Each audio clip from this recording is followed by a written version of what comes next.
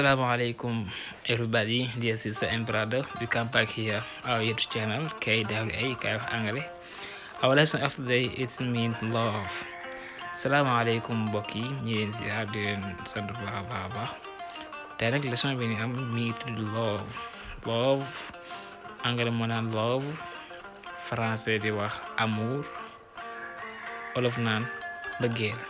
Inshallah tey di ngeen am leçon bu neex ñu jaaree ko ci benn poème.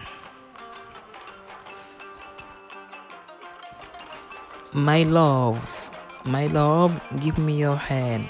There are some things I wanna tell you. The things that I wanna tell you is from both of my heart.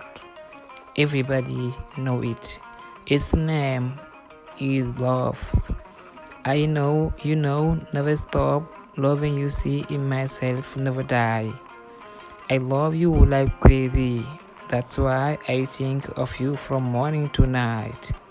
My heart is so full of love about you. You complete my life. That's why I can't live without you. I told you what I need. Please tell me what you need.